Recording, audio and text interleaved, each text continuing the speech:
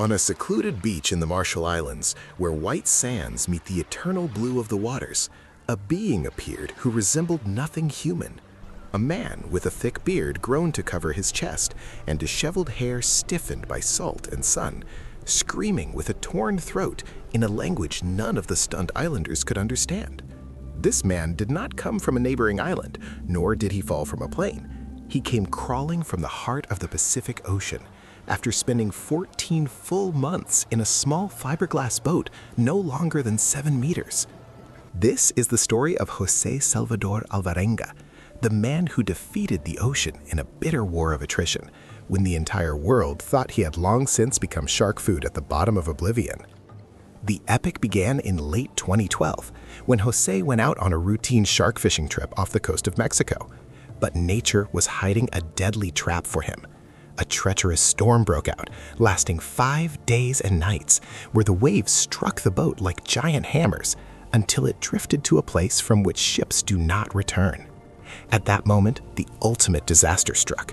The engine failed completely, the radio shattered, and José found himself stranded in the middle of the blue infinity with his young assistant, Ezekiel, without oars, without a compass, and without a shred of hope on the horizon. The details of his survival turned into a series of terrifying, surreal scenes. As dehydration tore through his insides, he was forced to drink warm sea turtle blood and eat the raw flesh of birds that landed on his boat, mistaking it for a piece of driftwood. In his later memoirs, José described how his hands turned into sharp claws as he hunted fish with his bare hands beneath the water, and meticulously watched the movement of the stars on clear nights to give his mind a reason to focus and prevent himself from drowning in hallucinations. In the midst of that isolation, he saw a strange phantom passing beside him on the horizon, a cat wearing stylish black sunglasses, driving a classic car calmly over the water's surface.